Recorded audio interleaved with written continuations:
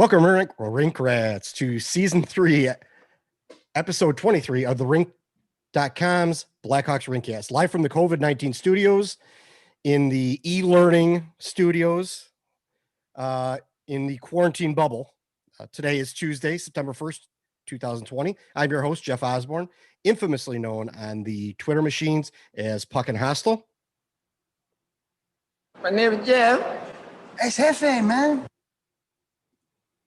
And I have my co-host and partner in crime, John Jaeckel, on the line. Also, we have Mr. Aaron Goldschmidt from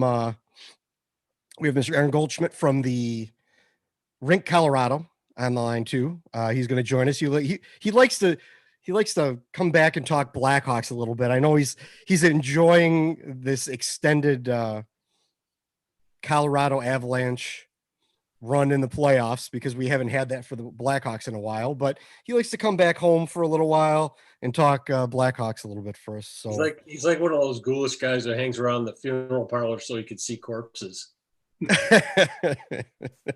Basically. I mean, speaking of corpses, what do you say, guys? The Blackhawks signs Zdeno Chara, maybe? Oh God, yeah, it never ends around here. But anyway, John, welcome back from your vacation. I heard you traveled west, more out towards where Aaron's at, and I was in South Dakota and Wyoming and Montana. When last seen, this hat was on some hiking poles at about 6,000 feet, and I was awesome. in the process of heat stroking, and but it was a great trip. It's good to be back, and.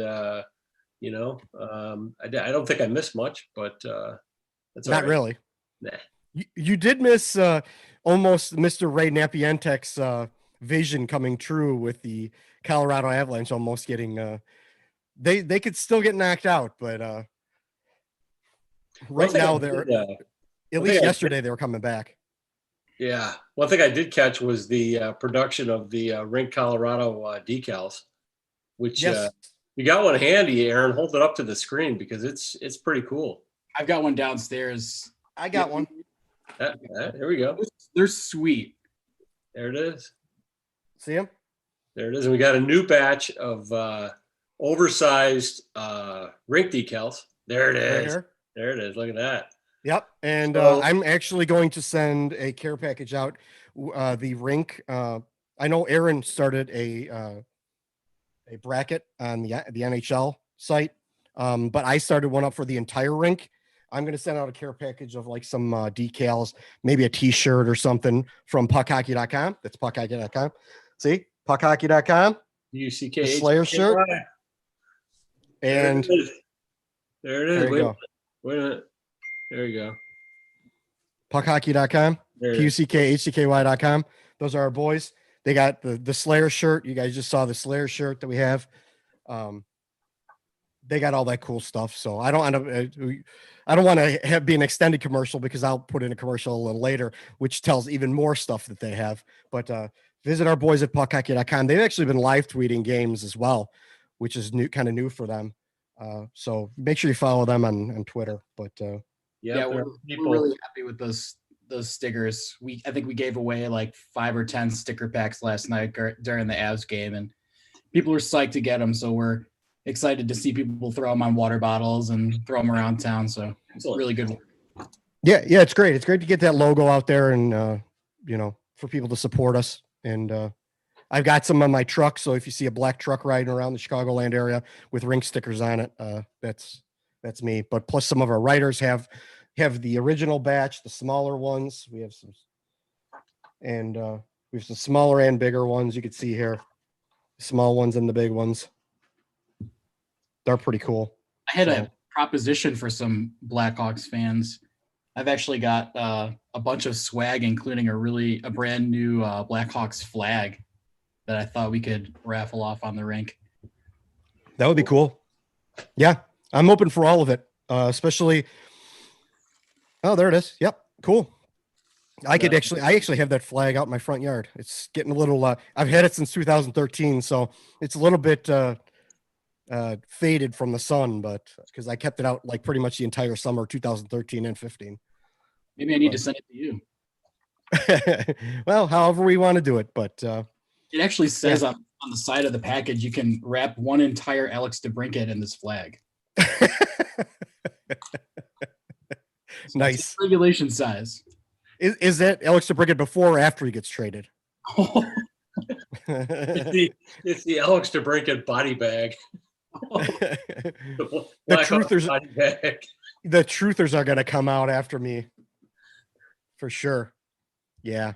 So, all right. Well, we did talk about Colorado a little bit. They're playing tomorrow, right? They are. Yeah. Okay. Well, of course we want them to win, even though I have seen through the Instagram and through some other things, a lot of Dallas Stars people coming out of the woodwork harassing. But I mean, they look good in some games. They look bad in some games. It's kind of like the tale of two cities almost with the Colorado Avalanche. They're a good team. They're a good, fast team. And maybe next year they can, despite whatever happens in these playoffs, maybe next season, they're going to actually have a little bit of money because they're on all these entry-level contracts that they're going to be able to, maybe bring in a big name just for a year, like a Taylor Hall or, whatever, maybe a Robin Leonard. Leonard's not going there, but just a big name in the free agent market. They're going to have like 1 year to really load up and do maybe that super team thing next year. So, I mean, if they were able to win this year and then load up for a super team thing next season, whenever that begins, that'd be kind of crazy. It's possible. Last night I really didn't know what to expect. I thought the Stars were going to put them away, honestly, because they went so nuclear with the lineup.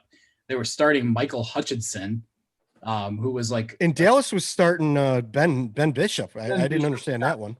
Rashed. I have no idea why they did that. Yeah. But yeah, they had Connor Timmins in the lineup, who's hasn't played much at all in the NHL. I think it was his first NHL point he got an assist on. And then the former captain of DU, Logan O'Connor, has been playing for Matt Calvert. He's been awesome. So yeah, I was kind of blown away by the start that they had, but yeah, I mean, instead of looking at it down 3-2, you got to look at it as 2 wins away from the Western Conference final. So it's an exciting time, but every team has their ups and downs. It's nice to see a team that can actually compete in the playoffs, huh?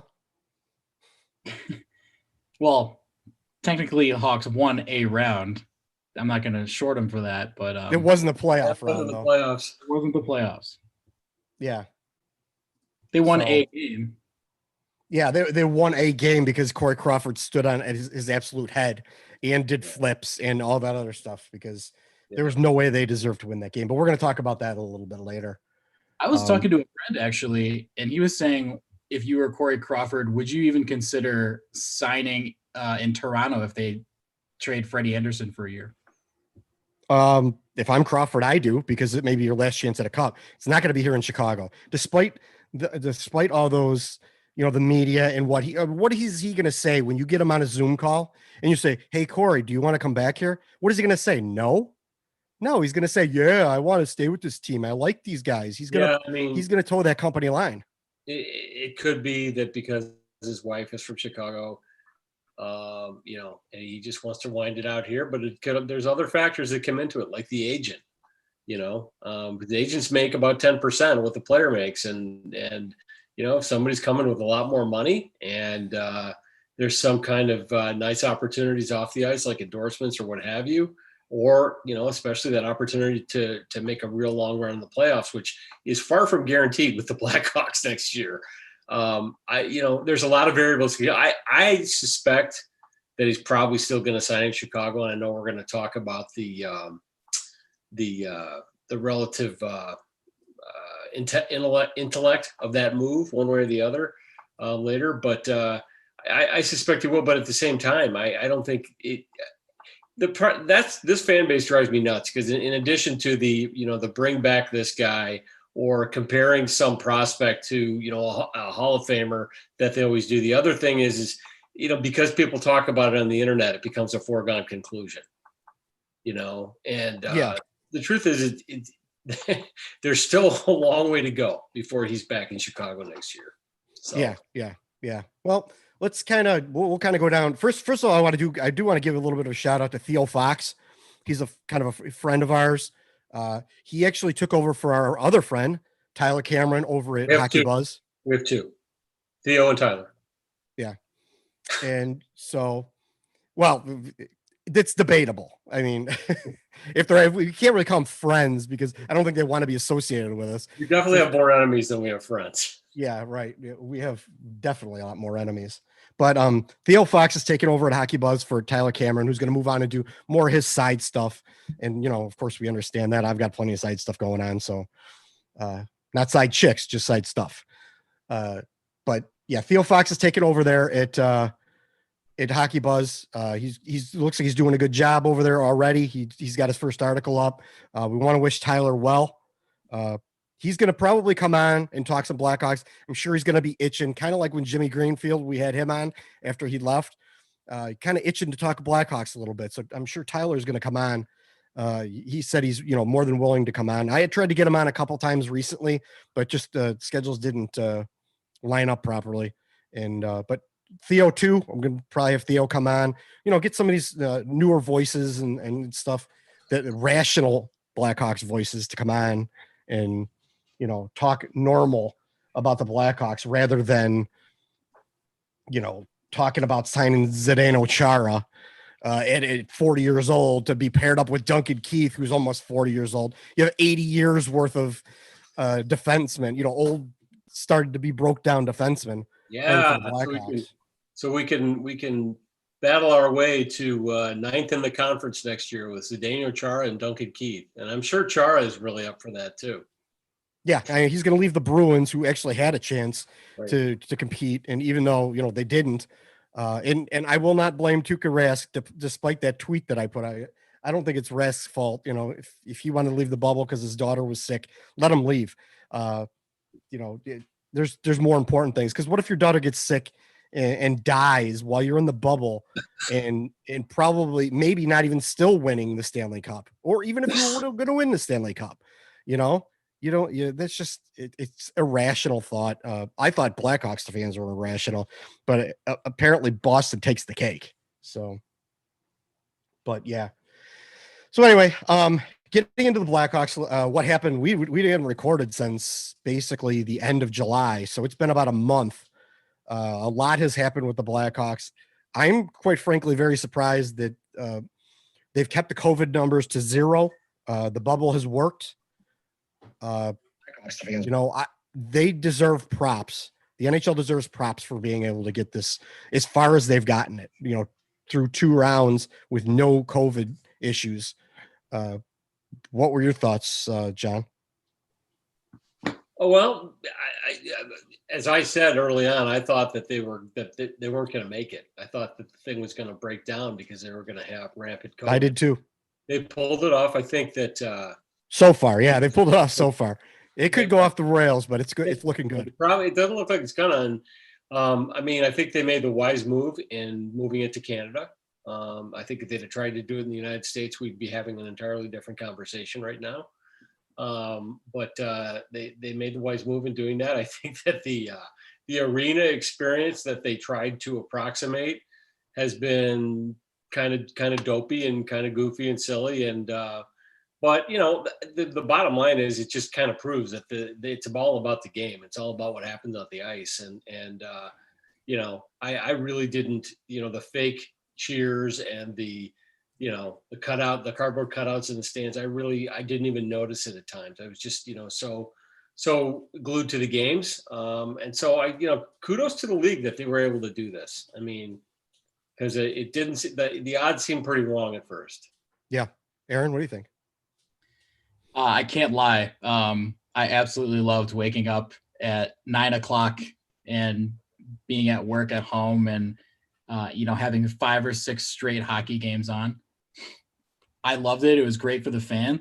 I actually thought a while ago that this was going to work. I thought that the bubble was the only solution, and we saw baseball really struggle early on, and I still think they're going to struggle. But look at the NBA. They're starting to bring in players' families in, and I don't know how that's going to go. There's testing with that, but I don't think the NHL is doing that for their players. Actually, they are. I think they said in the next round, or they're going to allow people's families to join them. Okay. Yeah, like the conference final, I believe it is where they're going to do it. Yeah, but for the situation, all things considered, I think they've done a great job. It wasn't perfect. I think they've improved a lot of things, like the crowd noise. It was really bad in the beginning, and now they're starting to accent, like if there's a big play, you hear like the crowd erupt and stuff. They're getting better at it each game. So I applaud them, and it's been fun for me watching. And it's really strange because we're getting to the conference finals, and it's like, oh, we're really winding down, but now football's starting. And we get that's going to be a mess. I can't see that happening. I can't see it getting out of the preseason. Yeah, it's gonna. Well, there's no preseason actually, but okay. So they'll play. Shows how much I've been paying attention to other sports. Yeah, so they'll play, and then boom, January 1st, we have NHL again, I think. So, well, I saw some reports today from Elliot Friedman saying that maybe January 1st. Maybe your worst case scenario, March 1st for next season. Originally they were saying December 1st. And I thought that was, because if you're not doing the bubble, I don't know how you do a draft, free agency, and training camps in like a month and a half or whatever it's going to be, and then start a brand new season after these guys just played a full playoff. But, So here's a question about football too. Do you guys think that it's worth kicking off the beginning of next year with a Winter Classic if there's no fans? You know what? I'll be honest. I don't miss the fans at all. I think they're distracting when you watch on TV. I think it's distracting. You see the idiot in the first row stands up and he's pointing at himself and he's got his jerseys banging on the glass. They're doing all that. The only time you notice them is when they're doing something like when they're being idiots. Like Vince Vaughn. Yeah. Right. And, other than that, like, I don't care if there's fans there. I honestly wouldn't even care if they had crowd noise, to be honest with you. I like watching the game. And this is something that I was thinking about earlier, or probably a couple weeks ago. A lot of these guys played in tournaments growing up. And while you do get fan support from parents and stuff, you could easily, like, I've played in inline tournaments and stuff where there's no one there. You're playing the first 3 games of the day. There's 6 people in the building. Yeah. And because you start at 7 a.m. or 6:30 a.m. or whatever the case is, these guys, they make the announcers and stuff kind of make it out like, whoa, it's going to be really weird and distracting to them that they don't have any fans. You know what? They've played hockey without fans before, and they practice without fans. It's not that big of a deal. Maybe it will, maybe it's more emotional where, you hear the crowd go, rah, roar, and it kind of gets you up a little bit. But playing the game in the middle of the game, while you're in the middle of a play, you're not listening to what's going on in the crowd, really. You're not listening to Joe Schmo up in the 300 level going, shoot. You're not. You're paying attention to what's going on the ice. So I don't think it affects them either. One thing that I've noticed, especially in the Avs-Dallas series, is that it's hard to stop the bleeding. And maybe that has to do with crowd noise and momentum, because sometimes it's like, all right, the other team's scoring a couple of goals. Like you need to pick me up. You need the crowd to get up and just get you going. And it's so one or the other side of the spectrum. It's just this team scoring 5 goals or this team scoring 5 goals. There's people, the coaches don't want to call their timeout because you get 1. And if you lose it, then you can't challenge anything. So you can't stop the bleeding there. And the momentum swings, it's just like if one team's going, they're just going. You can't stop it. Yeah, that's true. It's that has happened a couple times. Like the other day, it happened yesterday in the Avs game where they scored 5 in the first period, but then Dallas did it like the game previous to that where they scored a bunch of goals early in the game, and it was just hard. The only thing that stopped it was the actual intermission. The Hawks did it to the Oilers in game 1. They just blitzed them. Yeah. You couldn't stop it. Yeah. Well, that's another thing altogether. The fact that any team could get blitzed by the Blackhawks is shocking. Excuse me. But yeah. So the Blackhawks, the first round, of course, you just mentioned, they beat the Oilers, despite what we all thought was going to happen. Because I just thought, just based on talent alone, just if you're going to, it's one of those things, you don't have enough talent to win on talent alone. Apparently the Oilers don't have enough talent to win on talent alone because they didn't. And the Blackhawks kind of embarrassed them, which is weird because they had, Draisaitl and they got McDavid and they've got, some nice young defensemen. They're not, elite level defensemen, but they're pretty good. The goaltending was awful for Edmonton. They were just bad. And pretty much Corey Crawford he did what he had to do. He didn't have any really hard games where he was really blitzed that hard. He did stand on his head for a game, but I thought where he really stood on his head was against Vegas, that one game. Other than that, they didn't stand a chance. But what were your thoughts on the Edmonton series? Mine or Aaron's? I guess either one. I'll offer mine. I think we all, and I'm using the royal we because I was guilty of overestimating Edmonton. I thought that their defense was going to push the Hawks around and just outwork the Hawks, and actually the opposite happened. I mean, Jonathan Taves especially came to really play, and he just outcompeted a lot of the Edmonton defensemen and the centers that he faced, and Edmonton wasn't ready for it, and the other thing is Mike Smith really crapped the bed in the first game, and it's kind of like Edmonton never really recovered from that first game, although it really, in all the subsequent games, including the game they won, it never seemed like they were really that good of a team, and I think they were exposed by the Hawks. And not so much because the Hawks were that great, but just that Edmonton's just not that good. I mean, they really rely on two players. And I think that it was laid pretty bare that Ken Holland's got a lot of work to do. They're not ready to take that next step. They're not the Avalanche. They're still a bubble team at best. And, and the other thing is a year from now, I could see the Hawks playing them and not necessarily being any better. Because Edmonton's, talent is young. I mean, McDavid is young and Draisaitl is young, and they need a goalie pretty bad. But and the goaltending made a difference for the Hawks in that series too. Crawford was better than their goalies. So, Aaron, what'd you think? I thought the worst thing that could have happened for Edmonton was to play, all home games, and I thought the best thing for Chicago was that they were playing all road games. I think that there are guys in the Hawks locker room that probably addressed the group and said, guys, look, there's one way we're going to win these games. Playoff hockey. Chip it in, be a road team, play hard, and play low-risk hockey. Keep it away from our tender. Just lay in their end. And I think that's what they did. I think they shot from anywhere. Look at Matt Highmore's goal. Look at Maatta's goal. All these fluke goals. That's how you win in the playoffs. You got an open shot to the net, you put it on. They'll bounce off something and go in. And I think the Hawks just said to themselves, hey, if we can hang and still be in it at the third period, we're gonna challenge these guys to win these games, and I think they did. So yeah, it's disappointing to me that Edmonton thought their shit didn't stink, but that's a lesson to be learned for that team. That team needs to teach themselves, look, we can't win on pretty McDavid goals in the playoffs. It just doesn't work like that. Well, and you have to have a goalie that can make some saves.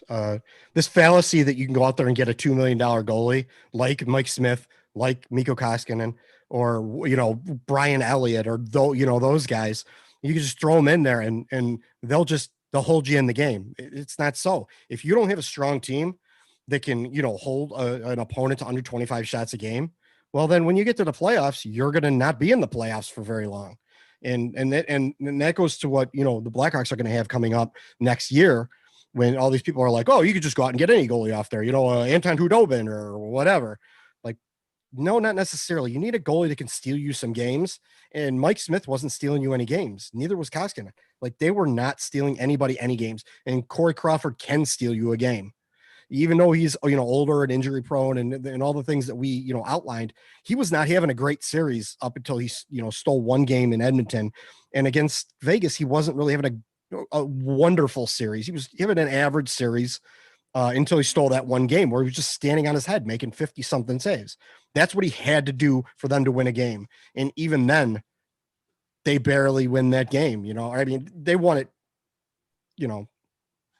more than barely, but it took a lot of effort for them to get just one game out of that series. So to that point, I think Carey Price stole a couple of games from yes, and obviously that's a $10 million goalie. But to your point, yeah, allegedly games are going to be tight.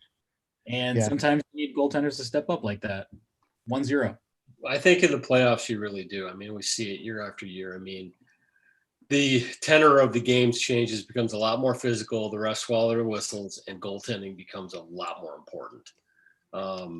Because there's a lot of crashing and banging around the nets, and the goalies have to really come up big and play, under immense pressure in the playoffs. And now I'm not segueing here to make the argument for re-signing Corey Crawford, but because I'm not sure the Hawks are going to make the playoffs next year. So I don't think they're going to, honestly. Yeah, but it is. I think what we've seen in these playoffs is that, and it's not like it's a new thing, is that goaltending, elite goaltending or near elite goaltending is almost. I mean, there's some cases where teams win without great goaltenders, like the Hawks in 2010 with Niemi. But generally speaking, you got to have a top guy to get the cup. Niemi had a pretty good year, though. Yeah, he did. Yep. And honestly, I mean, look at Huey. That was their alternative was Huey, and Huey had like an under 90% save percentage, which was just garbage. Yeah, he did. So, yeah. Hang on a second, John. Who are the goalies that are still in the playoffs right now? Carter Hart, young guy. Yeah. He's good though. Vasilevsky has won Vezina. We'll give him that. Yeah. Varlamov, I don't know if he's elite. No, yeah, but that's a system thing over there. Everyone who's pretty much played it with Barry Trotz's system has, it's a defensive system where you're not seeing a lot of high danger shots, and he's doing enough to keep them in the game, and that's more of a system thing. The Blackhawks don't have a system like that. Jacob Markstrom, Marc-Andre Fleury, Robin Lehner. Those are good. I mean, Markstrom's going to be the top free agent outside of Lehner. Markstrom's going to be the top free agent goalie on the market this summer. And then you got Lehner, who's a Vezina caliber goalie. Marc-Andre Fleury, who he's still not a Vezina guy, but he's good. Yeah. He's better than, he's probably in the top half of the league as far as goalies go. I mean, he's better than Anton Hudobin, which you didn't even get to him yet. Anton Hudobin and Ben Bishop. Hudobin's okay. He's an okay, a backup. He's like if what Cam Ward should have been if Corey Crawford was was actually around that year. Cam Ward would have been a really good backup that could start 20 games, 20 out of 18 games or 15 games, in a season for you if Corey Crawford gets hurt. Instead, he ended up being the starter. You got to have a guy who's, if you want to be a top 15 team in the NHL, you got to have a goalie who's kind of a top 15 goalie. Yeah. He doesn't have to be a top 5 goalie, but I think you got to have, and that's what's going to worry me about, your Avs is that Grubauer's hurt, Francouz's hurt, Michael Hutchinson, I mean, he was run out of Toronto, kind of like Malcolm Subban was run out of. He was pretty good with NXS. Yeah, well, yeah, until that one fateful day. But to your point, maybe that's where they have spend their money next year if they can get a 1-year deal. Maybe they sign Braden Holtby for a year. Good luck. I don't think Braden Holtby's signing anywhere for a year. What is he, 30? Yeah, he's like 30, 31. Yeah. But he's declining. I pointed this out on Twitter. Like, you look at the stats, him and who was the other one? Matt Murray. Those guys were 2 of the worst goalies in the NHL this year. And Washington doesn't have a terrible defense. They're not awful. They're kind of they're kind of average-ish as far as defense goes. And they got good forwards, good talented forwards. They're a better team than the Blackhawks. Oh, yeah. And he was one of the worst goalies in the NHL. And the same with Matt Murray. Like, Pittsburgh isn't awful. They were going to make the playoffs anyway. Matt Murray is one of the worst goalies in the NHL. They're starting Tristan Jarry instead of Matt Murray because Matt Murray couldn't stop a puck. Why would, as the Blackhawks, whose defense is leaky as hell, why would you sign guys who, with average defenses, were some of the worst goalies in the NHL? Didn't somebody say that this is a great year for free agent goalies? Yes, they did. That just because there's a lot of goalies out there doesn't mean there's a lot of good goalies out there. And like I said, I like Anton Hudobin, but he's not going to be your starter for 82 games or whatever it's going to be, and through the playoffs. He's going to turn back into a pumpkin. They said Darcy Kemper. Darcy Kemper, I swear he's the next Devin Dubnyk, where he turns back into a pumpkin, and he's just he played okay in with the Coyotes, but you put him somewhere else. And I guarantee you, Darcy Kemper's turning. I mean, there's no way you make it to 30 years old and then all of a sudden you're an elite goalie in the NHL. It just doesn't happen. People made so much out of what Nicholas Hjalmarsson said about him. What's he supposed to say? Yeah, our goalie's kind of average, but he's okay. Not great, but he gets us where we need to be. I mean, he's not going to say that. I mean, but the truth of the matter is, I mean, Darcy Kemper is a journeyman. And that's the only reason he's in the desert is because he's a journeyman. Sure, he's played great there. And you know what? If I'm Arizona, because he's played good in my system, I'm going to hang on to him because, he could probably play good in that system. That's kind of how Devin Dubnyk was with the Wild. He was Darcy Kemper. He had played all around. He was thrown away by Montreal. He was thrown away by Edmonton. He was thrown away by the Coyotes. He was thrown away by several teams because he couldn't stop a puck. Then all of a sudden he shows up in Minnesota and everyone thinks he's this elite goalie of Vezina caliber. And then he hits during the regular season, he plays pretty well where you do play bad teams, probably, 40% of the time, at least maybe 50% of the time. And he's playing good against putting up numbers against some bad teams, some good teams. And then he hits the playoffs where teams are really good and he turns back into a pumpkin again. That's going to be what Darcy Kemper is going to turn into. You don't just become an elite goalie at 30 years old. Tim Thomas, what happened with Tim Thomas does not happen to, guys who've been thrown around the league and just sign, mercy contracts as backups. Hey, is this guy a free agent? He is. Hey, if the Blackhawks are going to go out and sign old guys, they might as well go back and sign Tony O back up. According to the Benny's commercial, he can still move a little bit. Not real fast. All right, let's get back on track here. So in the series, Kirby, Dach, Dominik Kubalik, they played very well. They looked very well in both series, actually. Kubalik kind of cooled off a little bit. He started off real hot against the Oilers, but he cooled off a little bit. But players who didn't look all that well were DeBrincat until that last game. I'm not even going to count an empty net goal because that's garbage. If you're going to say, oh, he's getting hot because he hit an empty net goal. Gee, you know what? Corey Crawford could have hit an empty net goal from the other end of the rink. That's nothing to, write home about. But DeBrincat hit, I put it together. I put the stats together in like 18 months. Granted, there was a long stretch in there where they didn't play. So, but over 18 months, which is basically the last month of the previous season and all of this season and the playoffs, Alex DeBrincat had 23 goals and he's going to make $6.4 million. That's just not good enough. And the thing is, you have to score in the playoffs. He does. And the thing is, if he's not scoring, he's a passenger. He's not doing anything. I mean, his meal ticket in the NHL is scoring, and 23 goals is good for a lot of guys. I mean, it was good for Troy Brouwer, but I mean, DeBrincat's being paid he's going to be paid $6.4 million. So he's going to have third line, sometime scoring guy.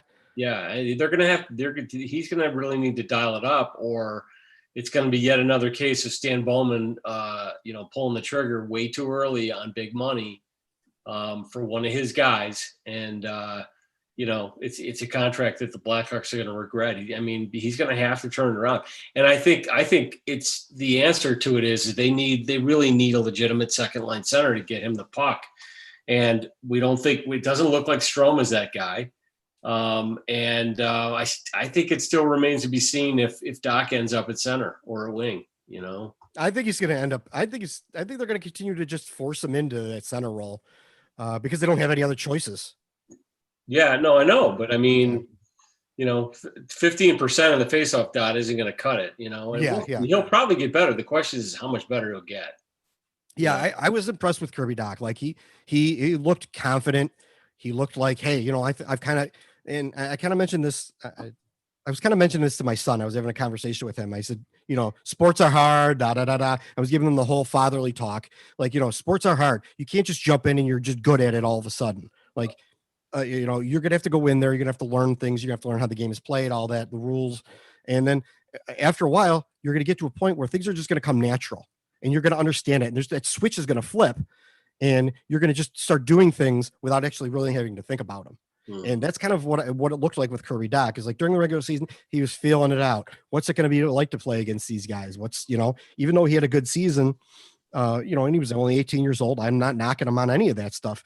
What ended up happening was he started to get confidence. And as the season rolled on, he got in there and things started clicking. These things started becoming more natural for him. And that's a good sign for Blackhawks in the future. Yeah. It's this conversation that I've actually had with my sons who are both high school athletes. Neither one of them wants to lift weights, but the truth of the matter is in a contact sport, when you go and you do that training and you gain that strength, with it comes confidence in a contact sport. And players especially in the pros who can play confidently against other pros and they're not pulling up short and not competing for pucks. Those guys, and that's what Dach did. I mean, during his off time, after the regular season ended and leading up to the play-in, he went and trained. And apparently he put on some muscle and you could see it you could see the confidence in his game because he did that. And he's going to need to keep doing it. He's got a ways to go still. I mean, he's still really skinny. But that's really a good sign too, because it says something about his character and it says something about how he's going to work going forward. He's not spoiled. He wants it. And he's going to keep working for it. And that's all really good. On Byram now. But they had a bunch of defensemen in the system. I didn't think having one more was going to put them over the edge, and who was going to score the goals and who was going to take the big face-offs. They don't have anybody in their system. And we're going to talk about this a little bit later with, them not developing people in the system or them getting, players that are decent and then, just sending them to Montreal for Dale Weiss or, whatever. They don't have any people to fill that forward role in the system. Say what you will about Evan Barrett, say what you will about, any of those guys. They're all probably bottom six players at this point in time. They don't have any top six players in their system right now, other than Kirby Dach. I'll also add the Vegas series really exposed the Hawks, not just in terms of their play in a best of seven, but also in terms of where they are as an organization. I mean, Vegas is really good, and they're showing it again, and they're deep. Yeah, they're good, and they're big, and they could skate. And if people think the Hawks checked the box with Dach, no, he's one box checked, yes, but the Hawks need more big forwards with skill. They because you look at the teams that win cups, they have those guys in abundance, or the teams that go deep in the playoffs, or the teams that are better playoff teams than they are regular season teams, like these guys. They have a lot of big forwards with skill, and the Hawks need more of those guys. And I don't know if Stan Bowman has gotten that memo yet, and maybe that's why the Hawks need a new GM, because it is a physical game, and size does matter, and it especially matters up front. It really does. You know what? I was just thinking of this while you were saying that, and maybe we should stop saying big and just say strong, because that's kind of more what we're thinking of is strong forwards, drive hard to the net. Yeah. Brandon Saad, he's not necessarily what you would say, he's not 6'6" and 240 pounds, but he's strong. He's a legit 6'2", and he's real strong. Yeah, they need strong players that can do the dirty work, so that the players Kubalik, even though Kubalik's pretty strong for he's what fast. he is. He's fast. Allegedly. No, I like Dominik Kubalik. I love Dominik Kubalik. So yeah, I'm a big fan of him. But John and I had a little thing. I said he was a little bit on the slower side. John says he's faster than I think he is, which is fine. That's perfectly fine. But yeah, so going back to the series a little bit, Kubalik and Dach played well. DeBrincat did not play well. Dylan Strome seems like Jeremy Colleton doesn't like him because he's not getting a lot of playing time, even though he scored a couple of goals. He actually looked better than DeBrincat did for most of the playoffs. And And then Alex Nylander, that's a whole another thing. It's never going to go away. I don't know why people think this was going to go away. When you trade a potential top 4 defenseman, it's 20 years old, who is now in the top 4 for Buffalo Sabres. Granted, Buffalo Sabres are not in the playoffs, but it's a top 4 defenseman who is, slated to be in your lineup, traded away for some guy who can't get more than 12 minutes a game and isn't playing 4th line by the end of the playoffs. Like, that's not going to go away. It's going to get worse. He's never going to live this trade down. But so by the end of the playoffs, he was scratched. A lot of them down. I mean, he's a weeble. He wobbles, but he doesn't fall down, because there's all kinds of trades he's made that are just have ended up being head scratchers. And then you get the usual vote of confidence and contract extension for him. So Aaron, jump in. 9 lives, man. Unbelievable. Aaron, jump in. What do you think about these guys? Dach, Kubalik, DeBrincat, Strome, Nylander. I've been on the Avs beat, or following this team for a few years now. And you're welcome. Yeah, thanks for saying. But I was there for a lot of the years where we had Strome, and I thought it was a huge mistake when we traded Nick Schmaltz. I know a lot of people don't like him and his attitude, but I look at the player that Nick Schmaltz is, and I would much rather have him on the ice than Alex DeBrincat in the playoffs. Nick Schmaltz was a passer.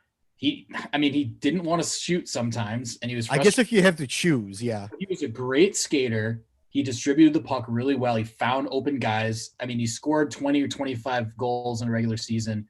I don't know. There's so many guys that have left the team that I liked, that I was a fan of, and we've more or less gotten worse because of those trades. So it's frustrating not being able to see guys get drafted by the team, get developed, and brought into a full-time roster position. It just hasn't happened that much. Can you guys think of any examples where we've really had homegrown crop of players since 2009? No, we're gonna actually get really in depth into that in a little bit, but you're exactly right. They have not developed players at all. It's either they step in, and I had a conversation with I think his name's Josh Bell from the Hockey Writers today about it, because he was talking about the Blackhawks system, and he was raking farm systems, and the Blackhawks were at 23, which actually I found a little bit high. And then I looked into there, and some of his, some of who he was actually referring to was like, Kubalik, Nylander, who were never in the Blackhawks system. They were traded and put right into the pro lineup right away. He mentioned Alex Gravel, who's not around anymore. The defensemen, sure. Yeah. You are our resident Ian Mitchell expert. So the defensemen, yes, we know about the defensemen, and they have a pretty good crop of defensemen. If half of them pan out, that's still pretty good. So I can't fault that. But as far as forwards go, who do they have in the system? Please tell me who they have in the system. I don't think it really applies to Ian Mitchell yet, because his clock started this summer. He was in college. It wasn't the Blackhawks under their control until this summer. So until they, they're not developing them for sure. The only person they've really developed recently, and they only took a year to do it, was Adam Boqvist. Can you say they did a good job? Not yet. EBD. I mean, I don't know. But it's the only one they put an effort into, really, honestly, as far as developing goes. They tried. They sent Brian Campbell out there. They really tried to make sure that he develops into something. Whether he did or not, that's, again, like you said, TBD. So here's the thing. You can send Brian Campbell. You could send Paul Coffey. You could send Bobby Orr. But the fact of the matter is that developing young defensemen for the NHL takes time. And Adam Boqvist is a guy who's going to have to get by and improve as an NHL defenseman based upon what's between his ears. He's never going to be a physical presence as a defenseman. He's not a guy who comes in with, an NHL body like, Noah Dobson will, for example, a name I love to drop. Boqvist is a guy who's going to have to learn the game, and he's got skill. He's got a ton of talent. He really does. And you could tell he wants to get better too. But the problem is the Hawks keep trying to force the narrative with these young players. Now, Dach seems to be adapting a little better, But the truth of the matter is, for all the praise that Dach got and at times Boquist got in the playoffs, they looked out of place a lot. And it showed because the Hawks lost a lot. They got steamrolled by Vegas. You got to give them time. And the problem is everybody keeps trying to force this narrative that, the glory days are right around the corner, with our core in place, and then these young guys coming in, and people are talking about Ian Mitchell coming in and playing next year and making the defense better. I'm telling you right now, I'm willing to bet several $1,000s that's not going to happen. I mean, and it's nothing against him. It's just that it takes time to be a good NHL defenseman. It really does take time, and they've got to learn the game. Unless you're Cale Makar. I'm willing to bet that they do, because they're that stupid. What do you mean? They're going to bring him up earlier. Oh, probably. They will. You know what, though? Honestly, I can see it now. I'm not against it if your plan is, hey, let's go young. Let's get these guys a lot of experience young in their, early in their career. We know we're going to be bad for a while. Let's let them build as a core group. No, it's not. But if they were to actually go in that direction and get rid of some of the old, the old guard. And, I hate to say it, but, I love Duncan Keith too. I love Jonathan Toews. I love Patrick Kane. I like seeing these guys. I would hate to see them on other teams, but at a certain point, you have to trade them or get rid of them or figure out what you're going to do a year too early rather than a year too late. A year too late is a year too late, and you're not going to get anything for them. You're probably going to lose your ass on them. And what is it going to gain you? Is it going to gain you an extra game if you make the playoffs? Maybe, probably not. For guys who, a guy who's going to play in Duncan Keith's, in Duncan Keith's instance, 25, 30 minutes a game, but Jonathan Toews or whatever, like, I don't want to see him play anywhere else either, but at some point they're going to play somewhere else, or they're going to re-sign here for a lot less than $10.5 million. Yeah. So last year I went to the Avs prospect camp. They do like a rookie scrimmage. This year it was 3-on-3, and Bowen Byram was in it.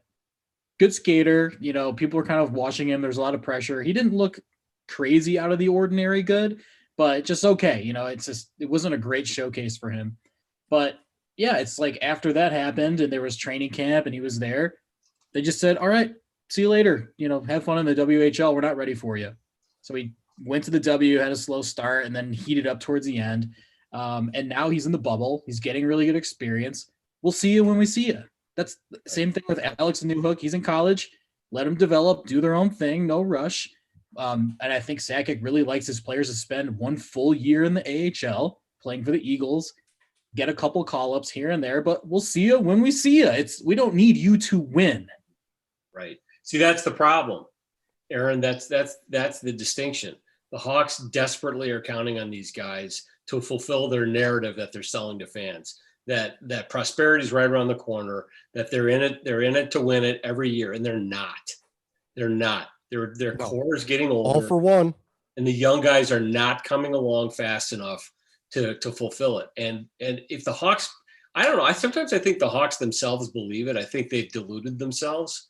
But I mean, it's like, and not to jump ahead, but there was the tweet that Chris Block had when let's get into it. Let's just go right into it. Go ahead. He referred to the organization as that it's become a bottom feeder organization, and some guy chimed in and kind of laughed at him, and it's like, no, he's right. This isn't an elite NHL organization anymore as far as the on ice product. It's not, and people need to let go of it. They really do, because here's the thing: I'm not here to bury the Blackhawks or say they're crap. I love the Blackhawks. I want them to be great. But in order to solve the problem, you got to recognize the problem. And you got to be real with yourself. You have to be honest with yourself. Right. And we're trying to be honest with fans. We get branded as haters. I don't want the Blackhawks to lose. Well, you're a hater. I'm not. I'm an Alex DeBrincat hater, a noted Alex DeBrincat hater. But I don't want the Blackhawks to lose. I want the Blackhawks to go back to the cup, and I want them to win. Me too. Them making, and I had a private DM conversation with a guy earlier today and I said, I don't hate the Blackhawks. I want them to win as much as the next guy, probably more, because I want to celebrate. I want to have a good time. I want to harass other fan bases. I want to do all that stuff that we were able to do 5 years ago. Right now, the Blackhawks are embarrassing. They're going out there like they're clueless against other teams, and we're going to win against Vegas. You know what? You're not going to win against Vegas. Anyone with half a brain, anyone who watches NHL games knows you're not going to win against Vegas. We're going to go, just go out there and get experience. Okay, fine, get experience. But if you think you're going to make the cup because you beat a very bad Edmonton team, well, you got another thing coming, because there's a whole different level between what Edmonton is and what Vegas is, or Colorado. Seemed like the ownership was selling this like, yeah, we got to the playoffs, we got some really good experience for our young guys. It was a win for everybody. Like they're a team like Vancouver who is on the rise with young talent, getting. You mean the young Blackhawks? About to make the next step. We're not the Canucks. No, I know. Not in any way, shape, or form the Canucks. We are going the opposite direction real fast. And yeah, I like the fact that you're right, Aaron. And the problem is, I think some fans are buying in and going, pardon me? Go ahead. No, and I think you're absolutely right. And I think the problem is that there are now a lot of fans getting all full of themselves about out of their skis over this Edmonton play-in win. And, one game, as Gabe put it, where Corey Crawford stood on his head against Vegas. And otherwise, he wasn't that good either, frankly. No, he wasn't. But it's like, you know what? It's kind of a mirage, because the formula they're following is not about developing the kind of core that they had back in 2009. It's not. It's like patchwork around a core that's getting older every year. And as long as they're pursuing that, the best they can hope for is a first round out. That's as good as they're going to be. As long as right now they're more of the mid 2000s Blackhawks in the Dach era than they are 2002. Yeah. You have a whole bunch of old guys. You try to bring in some young guys like the ABC line to pump everybody up and score some goals. And that's what they are right now. They have a bunch of huge holes in their lineup, and they got a bunch of old guys on defense that are now taking spots of younger guys that you could probably be getting in there. Are they going to be great? Are they going to be Norris Trophy winners? Probably not. But you could at least get them in there and get them some playing time, or develop in the make up your mind. You have to have some kind of development plan for these guys, and they don't seem to. You brought up the Chris Block thing, and he said, he mentioned Norm MacGyver by name, saying that, he was high on prospects he thought had a bright future. Once into the Blackhawks clutches, those players flamed out. May have been bad judgment, but so have nearly every talent evaluator they employ. Now they're bottom feeder organization 5 years removed from a Stanley Cup, which is, we talked about the player development. They're not developing players. They either draft Kirby Dach, who ends up in the NHL, or Adam Boqvist after one season of playing in junior and, a quarter of a season playing in Rockford is in the NHL, whether he's ready or not. Or you get, everybody else in the system who sits in Rockford for 2 years and gets forgotten about after 12 months or 10 months. And they just move on from them and then don't sign them. And that's what it is. It's either or. You either get, feast or famine with this team. There's no in between. There's no development. There's no, they've been using India a little bit more, but not really for anything. It's basically a bunch of guys that they drafted in the 5th and 6th and 7th round that they don't know what to do with anymore. So they throw them in Indy and say, go have fun, play pro hockey, play quote unquote pro hockey. Other than that, you don't see a guy coming from Indy going to Rockford and then ending up in the NHL. Except for Colin Delia. Well, yeah, but goalies are a little bit different, but yeah. And even Colin Delia, he was a free agent acquisition. He's not someone they drafted and then developed. He's the closest as far as a goalie for drafting, though. I think another misconception that we all need to think about is their narrative this year is, man, we sold at the deadline. We got picks and we made the qualifying round and won and got into the playoffs, when actually, we mercy killing. They got Robin Lehner traded, and they got a 2nd round pick and what's his name? The guy from DU, Slava Demon. Future Rockford High Sox legend. Yeah, exactly. But we already traded away our 2nd round pick this year for the Andrew Shaw deal. So you didn't net any picks. You're not ahead at all. No, actually, they're behind because that $3.9 million or whatever he's going to make is now going to hold them up from being able to do anything this offseason. So you signed Nylander, and if you should have gotten You're on mute, JJ. If Go ahead. you had, but yeah, they're not ahead any more than they were last year. They didn't get any more picks. Let's be clear on the Shaw thing too. They traded for him knowing he'd had concussions the prior season. Yeah. And, well, they did the same with Dach. They did the same with Maatta. They knew they were all injury prone. That's how he was able to finagle those deals.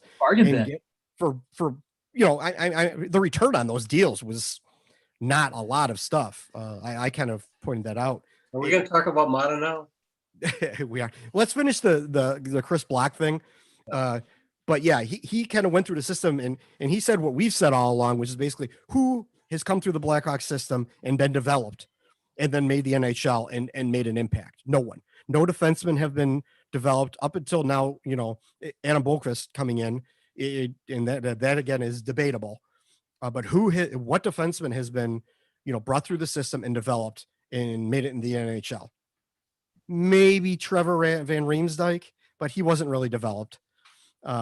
He played like a half season in Rockford, and they were already putting him in the NHL lineup, basically right out of college almost. Nobody. Forwards, have they developed any forwards? No, none. Goalies, none. Who? Dodd and Shaw have developed through the system. Not really. Shaw basically, he barely played in Rockford at all. He basically was put in the lineup almost day one as a rookie. I played there for half a year. He's still pretty ready. I'd say Saad too.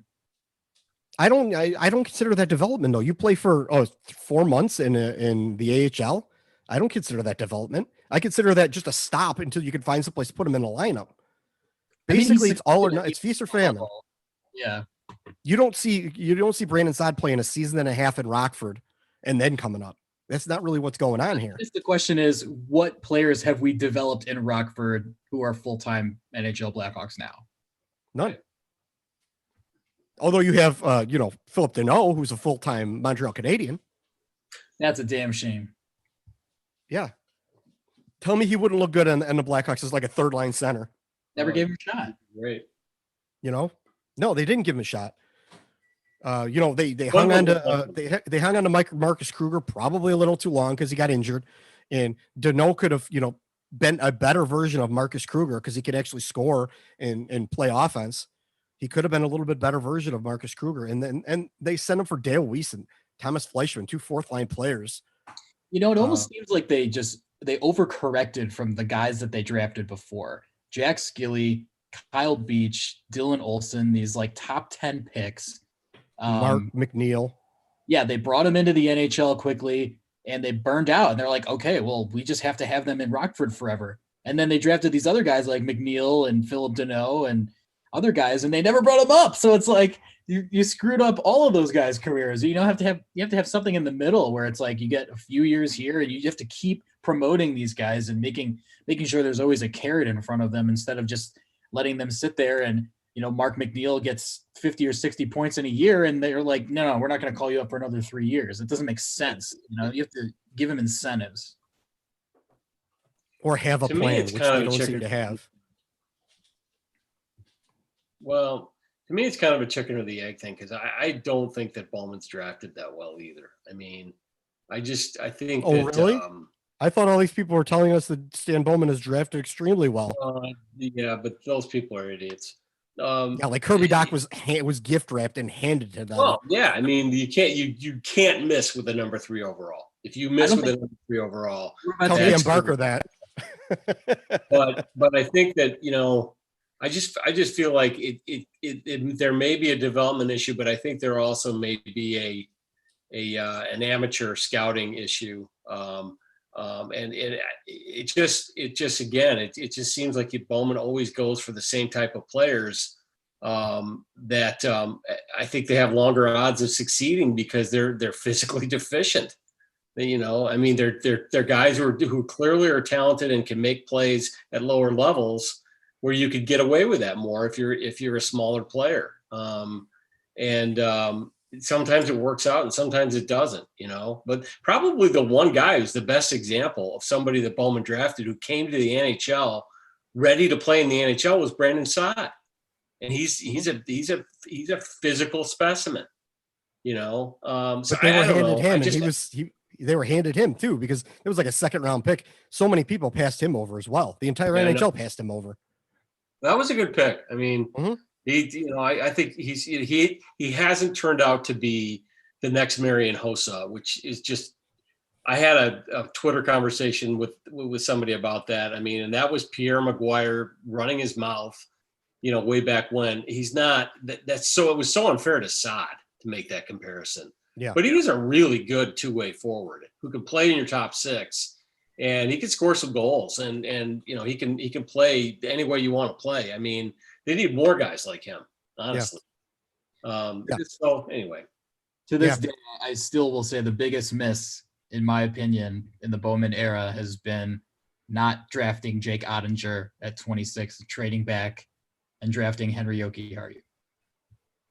Jake Ottinger came out of Boston University, played a couple years in the AHL, and now Juliana's ears are perking up right now.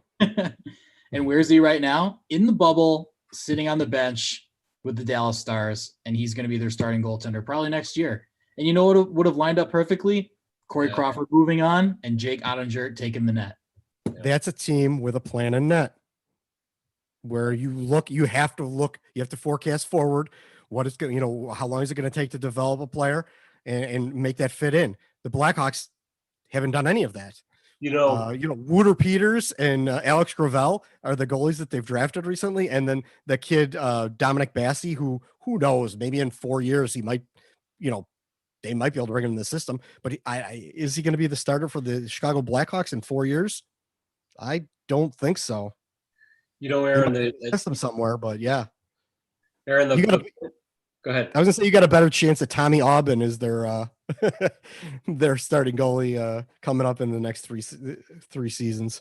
The free agent goalie that signed with the Ice Hogs out of D3. Aaron, the point that you just made about whiffs and misses in the draft. I mean, it's interesting because I've been keeping my eye on a little bit every once in a while on Noah Dobson because he was the guy that I wanted them to take the year they took Boqvist, and the Islanders got him 3 picks later. And I noticed that the Islanders, I believe, had him up a couple of times in the regular season, but he wasn't. I think he was a black ace, but he didn't play at all in the playoffs for them, or the play-in rather. I'm not sure if they even made the playoffs, but it was interesting to me because they've hyped him a lot, and yet they're not rushing him along. They're not forcing him into a top pairing role, which Boqvist clearly was not ready for. And I wonder if that's going to be another one of those things where because the Islanders could take a little more time with their guy and get him ready and bring him in. And he's also a guy he's got tons of skill, but he's also got the size, where he might end up being a better NHL defenseman than Boqvist all around. And that'll be another one that on Bowman's scorecard. But look, there was Evan Bouchard too. Yeah, I was going to say, look in that draft, 2018. You got Evan Bouchard. Outside of Dahlin, obviously, you got Bouchard and Dobson, who are the biggest dudes in the top 10 or top 15. They're not up yet after a few years. Right. And the smallest guys are up. You got Boqvist and you got Quinn Hughes. And Quinn Hughes is a special player. Right. Yes. Just like Cale Makar. Those guys are special. Those are guys you drop in a lineup. You're not going to see a lot of those. Like the Blackhawks, that's part of what's wrong with this fan base is the Blackhawks are feeding the fan base this dinner like Adam Boqvist is Quinn Hughes or Adam Boqvist is Cale Makar, and he's not. You have to be real with people. You hype these people up, and when they come in and they don't produce like Quinn Hughes or like Cale Makar and their top 2 defensemen right when they're dropped into the NHL, then everyone goes sour on them because this guy must be a bust because he isn't, Quinn Hughes is what you told us he was. Right. Instead of being realistic with, this guy's going to take time to develop. This guy's, he's on a different track than some of these other players. Just be honest and real with people. You know what? Nowadays, people want to be, they want to be fed real information, honest information. And unfortunately, the Blackhawks don't want to do that. They're afraid of doing that. They think the fans, they think they can buffalo the fans by telling them nonsense. But the fans perpetuate it because they keep buying into this nonsense year after year. When it's, anything could happen. We can make the playoffs. So what? You make the playoffs, you get absolutely steamrolled by a legitimate team like Vegas. That's what we said was going to happen. And they dropped 7 spots in the draft because of it. Right. But that's the problem. And so, so Boqvist has been wrestling now. The question becomes, is it going to hurt him long run or is it going to help him long run? I would like to think, based upon the way he seemed to respond and he seemed to be taking responsibility when he really screwed up a couple of times in the Vegas series. But time will tell if it's going to be good for his development or if it's not going to be good for his development, if he's going to get discouraged and get down on himself, I see that guy ducking out of hits. It's just, I think it's going to be negative. Well, honestly, I mean, Quinn Hughes is going to probably duck out of hits too, because of their size, their physical size. I'm not gonna crap on the guy just yet, because maybe he's never gonna be a physical guy. Me either. It's very possible he may not be a physical guy, and that doesn't mean that he's gonna be a bad player. He said when he got drafted, "I'm 3 years away." Yes, that was 3 years ago. Well, yeah, in the NHL, 2 years ago. You can't tell a fan base that just drafted you 8th overall that you're 5 years away. You just can't do that. He said, "Yeah, I'm a few years away. I'm small. I need to develop. I need to get the North American game." Oh yeah, and he was open about it. And that's why he dropped from 3 to 8. 5 other teams took chances on other guys. He was 3 all year, and he dropped 5 spots on draft night. That doesn't just happen. Yeah. He had concussion issues, and it was a project. That's it. It's one of these high risk, high reward things. And that's what I kind of see a lot of with Bowman is like he did it with DeBrincat, even though DeBrincat was, much later in the draft, and a lot of people had passed him over. It's kind of like, well, if this guy really works out in the NHL, he could be a huge reward. He could be a steal, but he's got some deficiencies he's going to have to overcome. And we see a lot of that with this. With the way Stan, he tries to get these value picks with these guys. If they really work out, it's going to look great to me, or it's going to look great to the NHL, and I'm going to look like I've stolen these players. Like for a while, they were saying that about Alex DeBrincat. Now he seems to be coming down to earth. Now Dominik Kubalik has pretty much passed him as the sniper on the power play and, the goal scorer. And he's bigger and he's got a better shot. And now what do you do with $4 million for the next 3 years? They definitely stole him. Fast. That was great. That was a trade though. And it was out of Europe. That's where the Blackhawks excel, Europe. They seem to find guys and they're able to talk agents from Europe into signing with the Blackhawks, whether it's Dominik Kahun, who was what he was, or it's Artemi Panarin, or it's Dominik Kubalik. Now, Dominik Kubalik was a little different because they got his rights from the Kings, but there had to be some kind of agreement in there, or there had to be some kind of talk with his agent before they acquired him, saying, "Hey, if we get your rights, are you going to sign with us?" Because I just can't think for the life of me that Stan Bowman's going to trade for a player who he doesn't know if the guy's going to sign with the organization. So I don't have an issue with that though. If their thing is, hey, we draft European, or we trade or acquire European players and develop them, I don't have a problem with that. The Nashville Predators only draft defensemen and develop them. That's their thing. And then they look elsewhere for forwards and kind of store by all of those players. So if that's their thing, what are you wasting your time with your high picks? Trade them. If you got European guys coming in and you can trade for other players, go for it. But the fact of the matter is they can't develop their own guys, and they need to find out a way to utilize those picks better. Yeah, that's where we go back all the way back to the general manager thing. You need to have some people, and they've done some shuffling. We talked about it last time. They've done some shuffling in the back office. So hopefully maybe this changes some of the player development.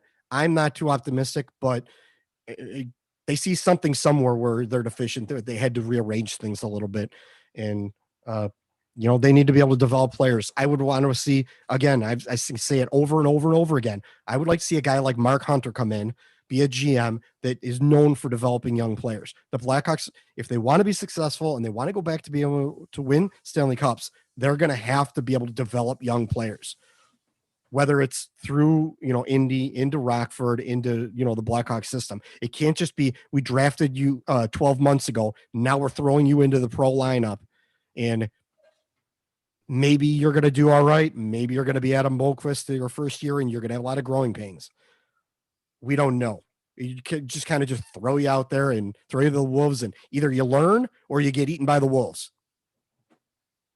I think there's That's also not developing.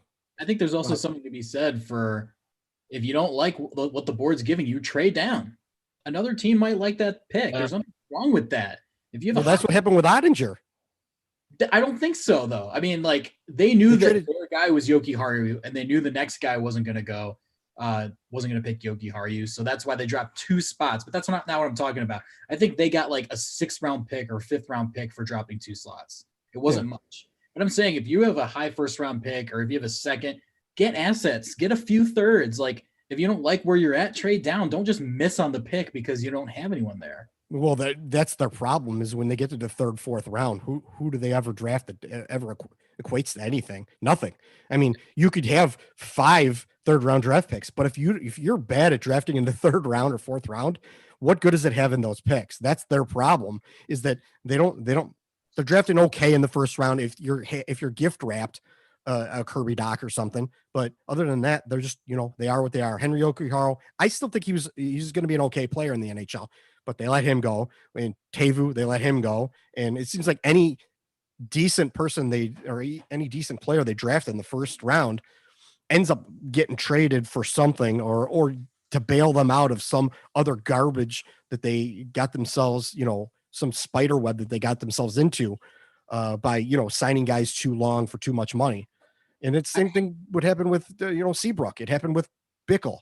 Like, they got themselves into this situation, and then they have to bail themselves out of it by trading whatever one decent player they have in their system away just to get themselves out of it. They don't even get really anything out of it other than like cap space, which doesn't show on the ice 5 years later. What did you get for Teuvo Teravainen? You got nothing. And he's starting for Carolina. He's one of the better playmaking forwards in the NHL, and you got nothing. You just got rid of a guy who you paid too much money to for too long. And, I know he got sick. I understand that. But at the time, that was not the case. The time was he was declining, and they didn't know why, and he wasn't able to score. And they had to get themselves out of it. That's the same thing that's going on with Brent Seabrook right now. They signed a guy for too long, for too much money, and now they're going to have to get themselves out of it, which now I don't think they can get themselves out of it. You'd have to trade Kirby Dach to get themselves out of it. So anyway, all right, let's not belabor that point too long. We could talk about the irrational hate of, I know we're running a little bit late here, but we could talk about the irrational hate of Olli Maatta, because this is going to be the offseason coming up. And we've kind of talked about a little, but they have a lot to do. They have to re-sign Kubalik. They have to figure out what they're going to do with Dylan Strome. I think he's out the door. They've got some free agents. They got Kajula they need to get signed in, and a couple of players. They need to figure out what they're going to do in net. Corey Crawford's going to cost you some money. But it's been like this all season. The fans say, well, we're going to easily fix this cap problem by buying out Olli Maatta. Okay. So again, this is something else that we just talked about, which is they're going to go out and they're going to overcorrect something by buying a player out who's actually pretty useful in your system, because you got yourself into a bad situation. Now you're going to overcorrect and you're going to buy him out. And he's going to go sign a lower contract with someone on our team and probably be a good PK guy or a good, middle, 4, 5, 6 guy on someone else's team. The future of the Blackhawks does not ride on Olli Maatta. Okay. Let's just be clear about that. However, if you are a team that is serious about getting into the playoffs and advancing in the playoffs, Olli Maatta has been a good playoff player for the most part, except his last year in Pittsburgh, where he came back from an injury and did not play well. But he's been a good playoff player, and he was a good playoff player for the Blackhawks this year. I mean, he actually was one of their better defensemen in these playoffs. And the guy keeps it simple. He's a good defensive defenseman, and the Hawks don't have a lot of those. and guys will block shots and do the dirty work. So if you're planning on being in the playoffs and going somewhere in the playoffs, you need guys like him. The other issue is going back to something Aaron was talking about, and Gate, you were talking about. Gosh, if here's another problem with Bowman's $6.4 million a year to DeBrincat. If I'm Dominik Kubalik's agent, that's where the conversation starts. I don't think it's going to happen just because of the way the cap is, but I see where you're at. I could definitely see him saying, "Hey, I want 5 or 5.5," which is still a lot of money. Right. I mean, when I say starts, it means it's negotiation. It's probably going to come down from there, especially because he's RFA, if I'm not mistaken. Yeah, he is. But but the point is, they've gotten themselves into a little bit of a pickle there with that situation. Stan's out and negotiated himself before he even started. I have a question about him. Can someone offer sheet him? Yeah. I mean, that's what RFA is. They can offer sheet him. If he wants $5 depending on what the there's going to be. Offer. Yeah, the Blackhawks could qualify offer him, but that's just to keep his rights and to be able to, not walk away from him. You can poison the qualifying offer by making it high enough that it becomes harder for the other team to sign the guy, that they have to give up more compensation. But then the problem is you got to pay him. You got to pay him the a la Shea Weber qualifying offer is what. Yeah, a la Shea Weber. If you're a team like Florida and you offer the guy $6 million, you have to give up a first and a second. Who cares? You just got a 30-goal scorer. Yeah, a team that could use a scoring right wing like him, big time. Why not? They have the money, and they have the money. They've got the cap space. All right, yeah, Artemi Panarin all over again. Well, he was scoring left winger. I know. But I mean, the point is, I think you never know. Stranger things have happened.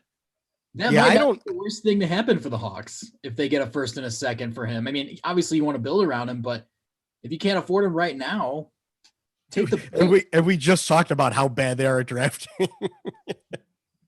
Yeah. The problem is, in order to get those picks and compensation, you have to make a qualifying offer that the Hawks may not be able to afford to pay. Yeah, that's the problem. Well, the qualifying offer for the Blackhawks is going to be, it's only like 110% of what he makes. Now that's a qualifying offer, just to retain that part. Then they're going to actually have to go talk to his agent and actually get a real deal. Right. But I believe the compensation that they get for a player who's offer sheeted and signed is tied to the amount of the qualifying offer. Well, the offer sheet, it's tied to the offer sheet offer back to Kubalik.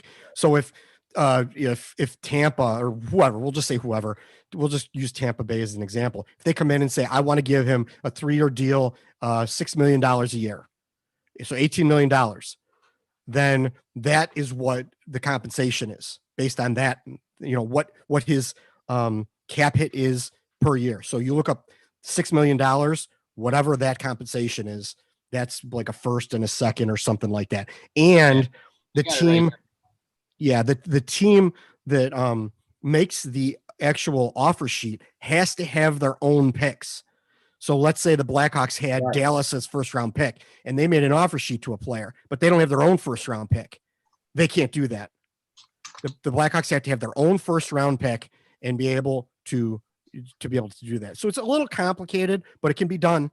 And if you have, like, say, Colorado, who may have a little bit of room, I don't think they're going to, because like after that, they're going to have to sign, they have a whole bunch of players coming up in like 2 years that they're going to have to sign. So I don't think they're going to be able to do that, but they could do something like, Taylor Hall for a year. They could do that, that the Yankees, Red Sox thing where they come in with a super team just, for 1 year. But yeah, so that's kind of how that goes. I don't know that there's going to be offer sheets with the short off season and the flat cap. I think the Blackhawks might luck out in that category. And I'm just thinking, off the top of my head, but I think they may luck out on that one.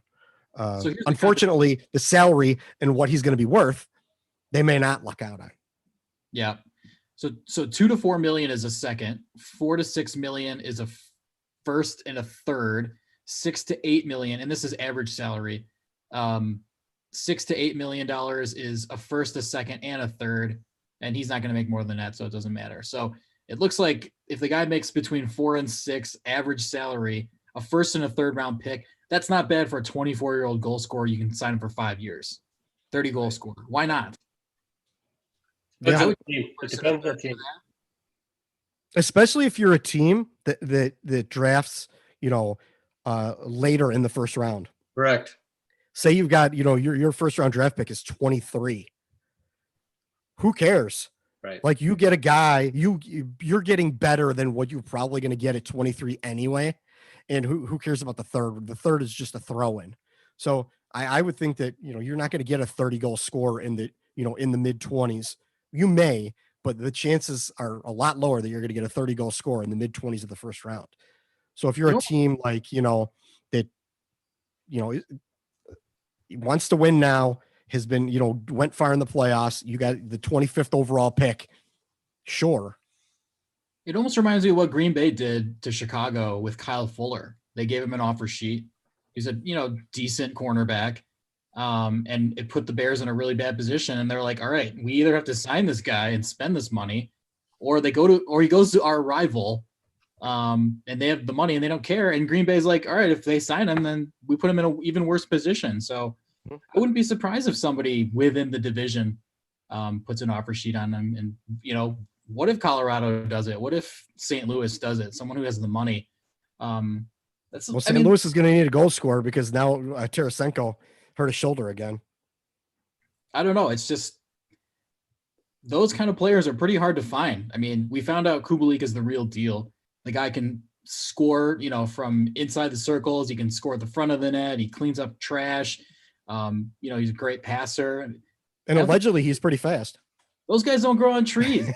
He's not slow. And most of the time, those guys are locked up. They don't wait till the end of their contract to negotiate. So someone can easily swoop in and do a little Sebastian Aho deal and say, hey, come on over to our team and we'll give a first and a third, of course. Yeah, for sure. All right, let's kind of wrap this up with some questions so we can get out of here. I did get a last minute question too that I will throw in. Because there's going to be a lot going on with the playoffs ending and then, free agency and all that stuff. So it's going to hit pretty quick. We're going to try to have more of these more often, probably, hopefully on a weekly basis. We're going to take a little bit of a break again because we kind of got thrown in. But anyway, so questions. Chuck Bessler, he sent this in a couple weeks ago. He said, you guys are always talking about how the Hawks need to get bigger, more physical players. I agree with that. But don't you think you need fast players too? And having fast players that are willing to be physical, if they're not the biggest, make the Hawks a physical team, since the speed of these players would allow the Hawks to be to more frequently initiate contact with the opponent instead of the other way around. That's kind of what I said earlier about maybe we don't say physical, we may just say stronger. Players who aren't going to bail on hits all the time. I mean, players who are going to go hard to the net, who aren't going to be perimeter players. The Blackhawks are never going to win a Stanley Cup with a bunch of perimeter players. Right. What it comes down to is there's so much of the game is 50-50 pucks and muscling along the wall, especially in the playoffs. And I mean, broken record. I know I've been saying this over and over for years, but it's true. And really, that's the metric you got to have, is what it takes to win in the playoffs. And also, willingness to go into the crease, or into the slot, to do business in the slot and take the knocks that come with it. And I didn't play hockey at a high level by any stretch of the imagination, but when I did play, if you had big guys who could skate and you knew you were going to get, if you didn't keep your head up, you were going to get laid out. That makes such a big difference. I mean, in terms of the tone of the game and the space that you have to give the other team when they've got that. And, so it's both. You don't need big guys who can't skate. That's worthless. You need the big guys. You mean like Zdeno Chara? Right. Right. No, you need the big guys who can skate and play, and it's all that. But definitely the big guys who can skate and play are going to give you an advantage versus the small guys who can skate and play. And if you look at the teams that win Stanley Cups, they have a lot of those big guys who can skate and play. Look at the difference between Victor Svedberg, who was huge. He was a big dude, and Brent Seabrook.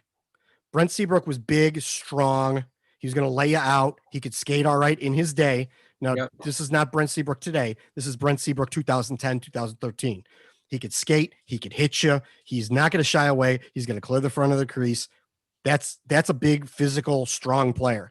Victor Svedberg was just a big guy. He was a big guy. He wasn't really super physical. He could hit you a couple. He could hit you a little bit, but didn't play that game. Big. He was big, and he wasn't going to be much more than that. He was a big guy who didn't play big. Yeah. That's the thing. And there are small guys who play big too, are really valuable players. And it's, I think that's the analogy you're really looking for, Gate. It is not so much just sheer size, but it's guys being willing to play big. All that said, generally speaking, playing big comes easier to bigger guys. Yeah. So, who's a big guy who plays big, who's coming into the league for the Red Wings? Moritz Seider. Oh yeah. Watch out. That guy's nasty. Huh. Yeah, that may turn out to be a huge pick for Steve Yzerman. At the time, everyone was like, what? Who? But now, and they're developing him. My piece on that kind of bigger forward group, bigger players, stronger players. Just look at the last group of Stanley Cup winners. Take the Blackhawks out of that equation the last 10 years. Blues, Capitals, Penguins, Kings, Bruins. They're big, nasty guys who can play through 4 rounds of, hits into the glass, taking and giving. It's not just giving. Franco, Ryan O'Reilly, Vince Dunn. At some point, it was Joel Edmondson, like in St. Louis. I loved all those guys. Petro. I mean, what's his name? Petro. The other good sized defenseman they got has been around. Colton Parayko. Holmeister.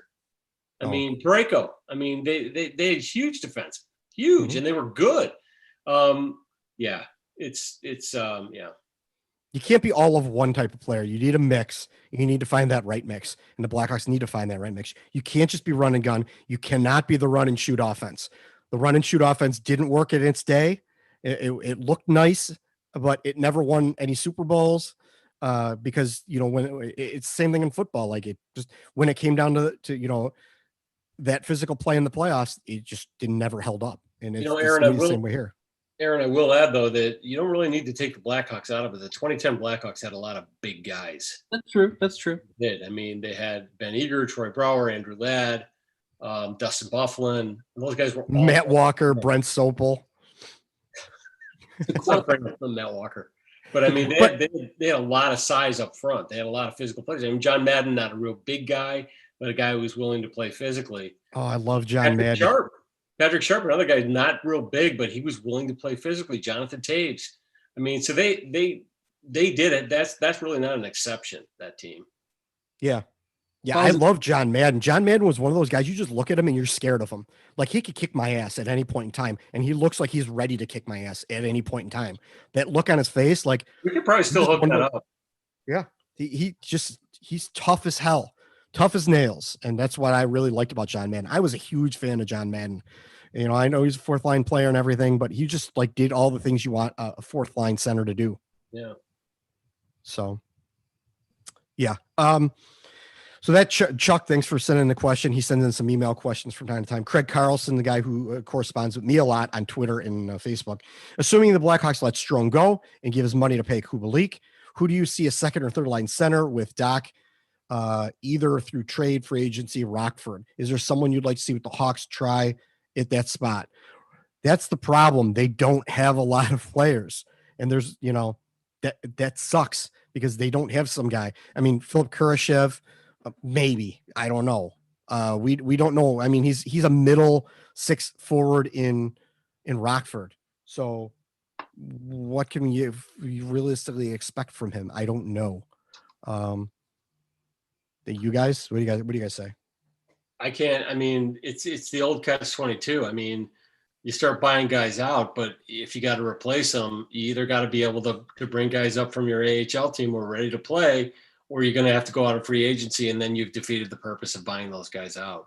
And they can't afford to go into free agency and buy anyone, that's not taking a huge discount. Unfortunately, Aaron, you got any thoughts on that? Yeah, I'm going to tell you right now, it's going to be Kirby Dach playing 2C.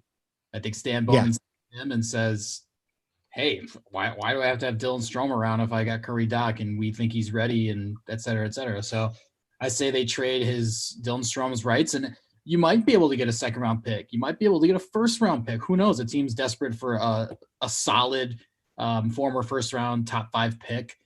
There are already GMs out there, so. Yeah, so you can get some picks for him, or maybe another player that needs a change of scenery again, or another recycled pick. But yeah, so I think it's going to be a lot easier for them to either bring up somebody from Rockford for that third line, or just sign somebody off the market to fill in the bottom 6. A guy that I saw who has a little bit of snarl to him, and granted, Andrew Shaw could play third line center for this team if he's able to play again. He's a great face-off guy. On the third line, he's not going to kill you as a center, but really that's not what you want long-term. That's just filling a hole temporarily. But a guy who I think has a little bit of snarl and could be potentially, someday maybe like a Dave Bolin type shutdown third line center could, and it will take time, and there's going to need to be development. Evan Barrett from out of Penn State, who the Blackhawks signed. He's a tough guy. He likes to get into people's heads. He plays that mental game with the opponents. Sometimes it gets him into trouble, gets him into penalty problems, but that's kind of what Dave Bolin was. I'm kind of hoping that maybe he can turn into that player, but I'm not going to say that's what he's definitely going to be. That's what I'd like to see. That's what I'm hoping for. And there's no guarantee on that. So maybe Evan Barrett, but he probably should spend a full year in Rockford. I agree. I don't think it's going to be next year. I think he's got talent. I think he plays with an edge and he finishes checks. He's going to be a great player. He's going to be a good Hawk. But not next year. Yeah. Last one. Second to last one. If you guys had one day to do anything you wanted with this team, what would you do? Well, anyone who follows my Twitter account, I did an NHL 21 season, or NHL 20 season, where I basically traded anyone that I could get anything for, not other than, Jonathan Toews and Patrick Kane and Duncan Keith, but anyone that I could get rid of for draft picks. And I just stocked up on draft picks, and I went through the draft and I just drafted a bunch of people. I ended up getting, a whole bunch of young defensemen. You got to break it. I think you got to break it down. You got to pull the scab off, or pull the Band-Aid off and rip the scab off, or whatever. And it's going to hurt. Otherwise you're going to nitpick at the edges, and you're never going to really get anywhere unless you really get lucky with a couple more Kubalik type players. You're going to have to do something painful. And especially this year with, the cap being where it's at, you have to find money somewhere if you want to upgrade. Otherwise it's the same team. It's the definition of insanity. I know that's the oldest cliche. The definition of insanity, if you come back with the same team next year, you're going to get the same results. The Blackhawks did not qualify for the playoffs. This was a special circumstance. They were handed a gift with making this, having this qualifying round thing. If the season didn't end with COVID-19, the Blackhawks were going to end their season the first week in April, and they were going to be on the golf course, and they were going to draft 10th overall or whatever, 10th, 11th, 9th, something like that. And you have to make changes. Otherwise, it's going to be the same thing next year. And if you buy out Olli Maatta and you throw whatever, Lucas Carlson, Ian Mitchell, whatever, you're going backwards. I'm sorry, you're going backwards for a year. And the same with the Blackhawks goaltending situation. And that's fine. I would have signed Robin Leonard. They should have done that. They didn't do it. Now you may have Corey Crawford, who you can hope and pray that he doesn't get hurt and doesn't get another concussion, but this is a lot of question marks. If the Blackhawks would just come clean and say, look, we're going to go with young guys. We're going to play young guys, and we're going to give them experience. But the problem is they can't do that, and they can't say that, and then in the same breath say, well, we're gonna try to make the playoffs. But I would actually appreciate if they would say, you know what, screw the playoffs. If we get there, great. But what we're going to do is we're going to try to really develop some young guys now. I'd be okay with that. But the problem is I don't think even the organization is okay with that. Yeah. Well, I mean, look at what the Rangers did. They came out and said it. Hey, guys, it's going to hurt. Right. We're going to go out there and we're going to build some. We're going to get some young players. We're going to build a team. And look at, they're looking like they're in a pretty good position to start competing soon. They got an answer in net. They got good young defensemen. They've got Artemi Panarin plus a lot of, young forwards like Capo Caco. I think the Rangers went the right path, and they're going to have a more robust team because of it. You forgot to say they have the number 1 pick. Well, that too. Yeah. That was a gift as well. They got the number, 2 and number 1. So anyway, Aaron, you're still, you don't have your camera on anyway. Yeah. My computer's out of juice. I had to run out the other side of the room, but, oh, okay. I got you. No worries. I had one day to do something with the Blackhawks. I don't know how you guys feel about Jeremy Colleton, but I don't like his post-game conferences. You can tell he's kind of like ticked off and he can't get through to the players, and it's hard, they're not in a rebuild, but like they should be. And I think he got thrown to the wolves just as much as a lot of these players do. And I still think that it's not really that fair for him. It's not a good situation.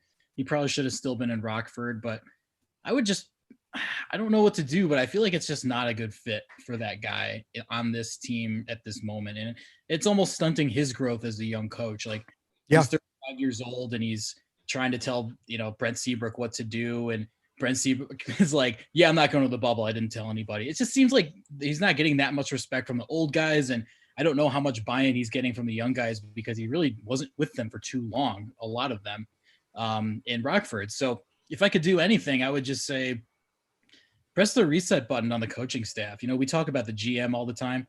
Get a new coaching staff in there. There's so many names out there of available coaches. You don't want a guy who's been recycled 50 times like Tippett or something, but I don't know. Just I don't see them coming together as a group a lot.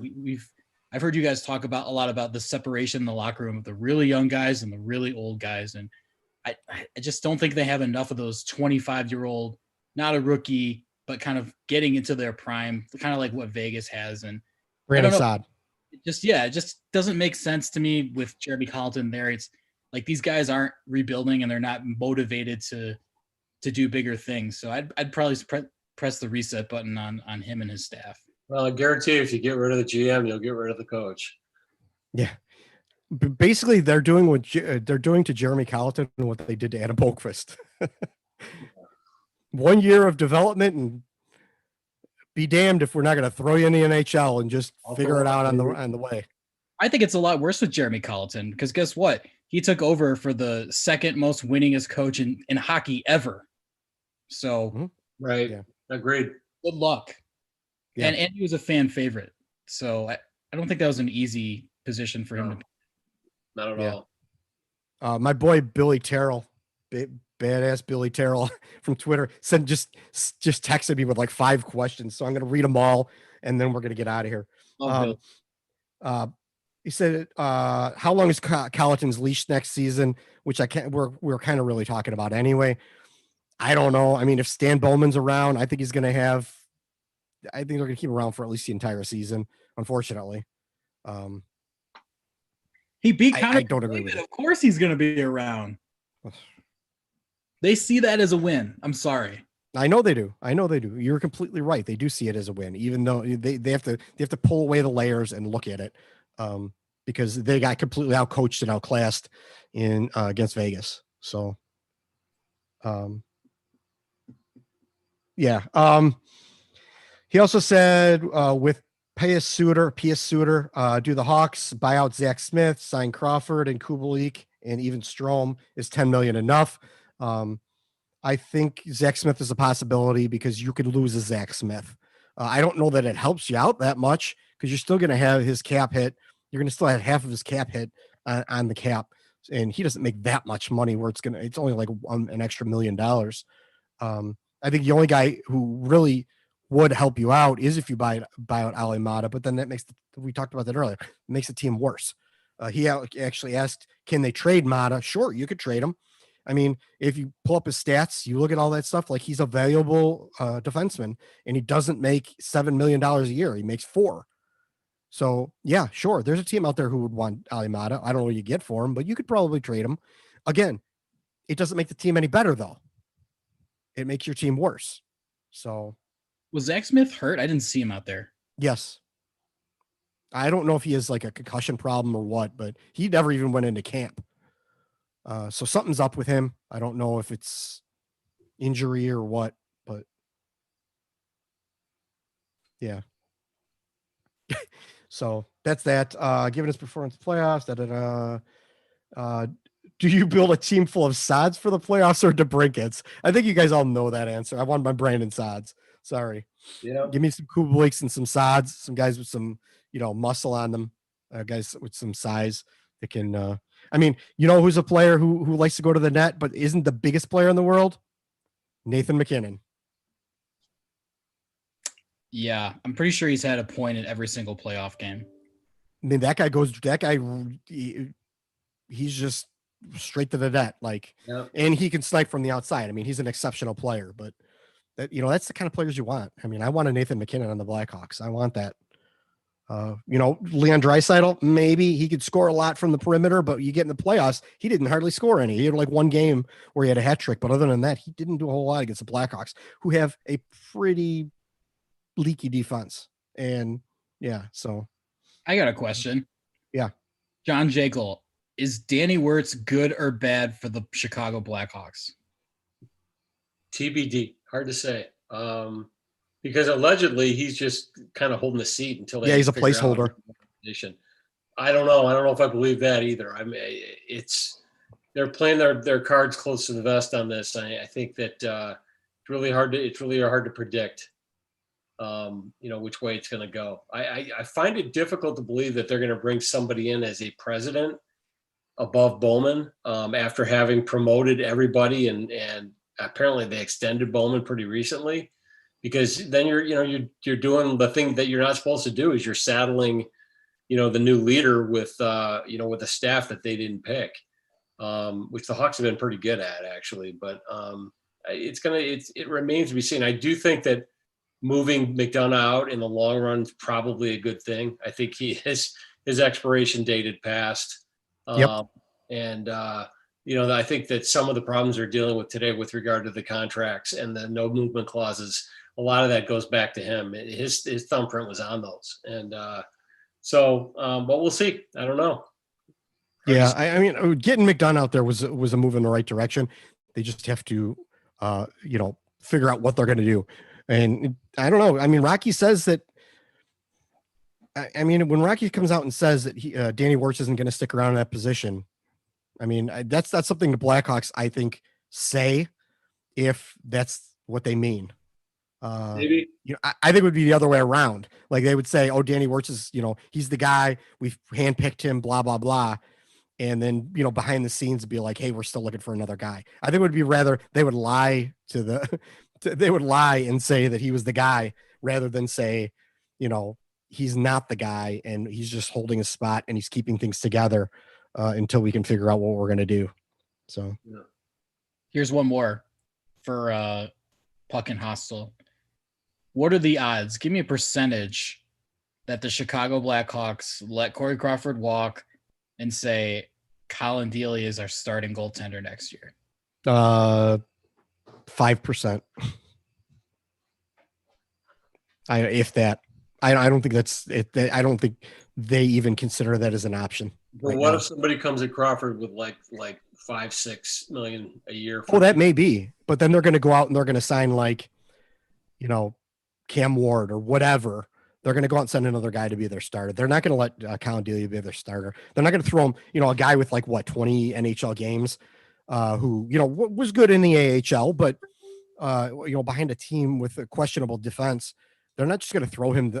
I can't see them just throwing him to the Wolves because I'll be honest. I love Colin Delia, but the fans are going to hate him because he's going to get eaten alive right now. And I don't want to see him get eaten alive. I want to see him in a backup role, play 25 games, 30 games behind, Corey Crawford or whatever. I would have preferred Robin Leonard, but now it's going to probably be someone else because Leonard's not coming back, guys. Leonard is not coming back to the Blackhawks. I don't care what you read on that shithole website, but Leonard's not coming back to the Blackhawks, and he's probably not going anywhere but Vegas at this point in time. He's not coming to Chicago. No, he's not going to Toronto. He's not, all this stuff, those wild scenarios you're hearing. Robin Leonard's probably staying in Vegas. I think with what DeBoer has done there, he's pretty much played his card saying that he likes Robin Leonard. He wants Robin Leonard to stay. Robin Leonard wants to stay in Vegas, and he's willing to take a reasonable deal. $5 million for a goalie is a reasonable deal. That's not overpayment for a guy who's 28, 29 years old. That's a top 10, maybe top 5 goalie when he's on his game. They're going to have to figure out what to do with Marc-Andre Fleury because they're not going to be able to keep him around and pay $12 million in goalies. Oh, right, Blackhawks. So that's what's probably going to happen. I mean, the best you're going to get is like Anton Hudobin or, if you bring in Holtby, it's going to be a mess. They're going to hate him. He's going to be Marty Turco. Same with Matt Murray. He's going to be Marty Turco. Like your best option right now is to get Corey Crawford back here for another year and hope he doesn't fall apart in his and he ends up back in, the dark room again. I don't know. If you're going to get a Cam Ward, why not just give it to Delia? That's my opinion. Because I think he's just going to get eaten alive and it's going to, knock his confidence down. That's my problem. I don't know. I mean, he's a good goalie and everything, but you facing 35 shots a game and you're losing, 4-2 every night. Eventually it wears on you, especially if you haven't played in the NHL. It could be that, or it could be Matt Murray, or it could be Jordan Binnington. You don't know. You don't know until you just put Binnington. Did you see Jordan Binnington in the playoffs? Yeah. I'm just saying. Did you see Matt Murray in the playoffs? You don't want that. There's been success stories of guys getting thrown in there and figuring it out. But I understand what you're saying. I just think I don't think I think he's gonna. I think Delia's ceiling is a good NHL backup goalie who could play. Be that 1B guy. I think that's a ceiling, honestly. And I love Colin Delia. I love him to death. I'm the biggest fan in the world of him. But just that doesn't mean that I think he's going to be an NHL Hall of Famer. Either. I'm realistic about this. I think he's just, a good backup goalie. I think he could have been the backup goalie this year. Had not been for Robin Leonard, coming in. But Robin Leonard was an upgrade. So was Corey Crawford at this time. I remember the day. I think it was Cristobal Huey went down with an injury. I was at the game and they brought in Corey Crawford. Everyone's like, oh my God, this rookie's getting brought in. Like, who the hell is this guy? And he let in his first shot on goal. Everyone's like, here we go. This goalie's going to suck and whatever. But, he hung in there and made some good saves and the rest is history. So you never know until you just let him go and grow up fast. Well, Corey Crawford's one of those guys that got kind of screwed too, because they signed Huey when Crawford was supposed to be the backup goalie and Huey came in and then played and he was terrible. I never liked the guy, but yeah, that's a whole nother thing altogether. That was a nice Dale Talon signing. That was another reactionary thing because the guy was hot in the playoffs for one series. They signed him and thought he was going to be, the savior. And he was weak as hell. All right. I think we're done, guys. We good? Yeah. Cool. All right. So let's wrap this up. I don't have any huge plugs. Puckhockey.com. You see, I'm going to show you a shirt. Puckhockey.com. John's got the hat. I got the sticker here. You see it in front of my face. Puckhockey.com. Go check them out. Buy some gear. Use the Rink for your stuff. Check out all of our writing at www.the-rink.com. All of our different divisions. The Rink Official, the Rink Shy, the Rink Colorado, which is where Aaron has been doing great work with his team. The Rink Columbus, the Rinkcast. I'm at Pocket Hostel. John's at Jaeckel, Jaeckel. Aaron does a lot of his tweeting at the Rink Colorado, but he also has his own Twitter account as well, Late in the Goldie. If you get a chance, head over to iTunes, rate and review us. I will read them on the air. If they're at least funny, if you're going to slam us, at least make it funny. I'll read it on the air. If it's not funny, there's no use reading it on the air. It's just dumb then. You got anything, John, you want to bring up? Got nothing. Good to be back. Yeah. Good to have you back. Aaron, you got anything?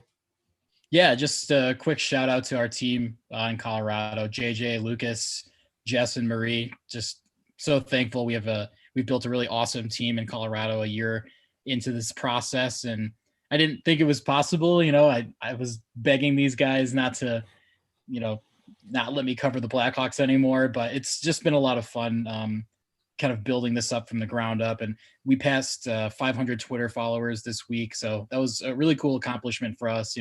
We're not at the levels of some fan-sided sites of thousands of followers, but the people that do follow us are really great. And there's a really good hockey community here. So shout out to them. And also shout out to Sticker Mule for hooking us up with the really great designs. So we love stickermule.com. That's where we got our stickers from, and they're reasonably priced and they're very good quality.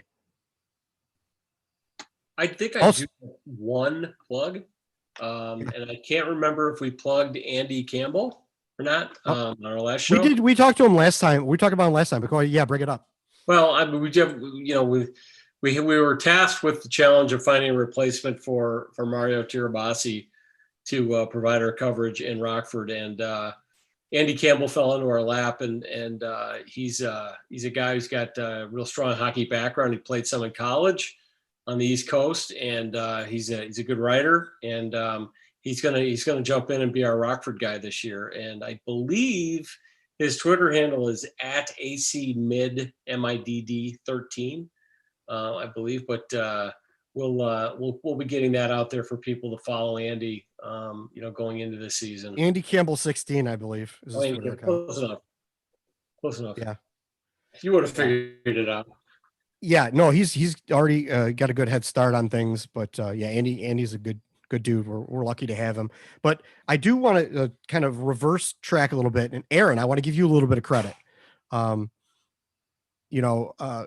could, that team, that Colorado team is a lot. You put it together, so you deserve a lot of credit for being able to put that team together, recognize the talent, bring the people in to do this this good work over there. So Aaron, shout out to you for putting that team together, because you basically had free reign to do that. Yeah, it's been fun. We have a great platform here at the rink, and I think a lot of people are slowly finding out about us in this area and wanting to write for us, because we've got a great team to cover, and I think they're going to be good for a while. So yeah, we're thankful to have a great platform, and it's just the beginning, hopefully. And don't forget Chris Caruso, who does the Toronto stuff for us. She does the Toronto stuff. Of course, they're not really doing stuff much in Toronto right now because they're home, but don't forget that. We're going to be doing probably some NWHL stuff. We have several writers on our staff that are very excited about that. Juliana, I think Lucas is going to do some writing. Chris Caruso wants to do some writing. I think Jess wants to do some writing. Excuse me, on the WNH or NWHL. Sorry, I'm already zoning out here. Sorry, it's been a long week already. But yeah, so we got a lot of good stuff coming along, a lot of good divisions.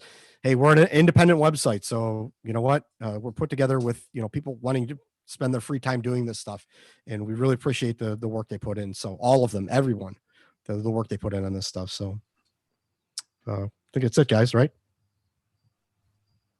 Cool. All right. Well, that being said, thanks for taking time out of your busy schedules to download, listen, watch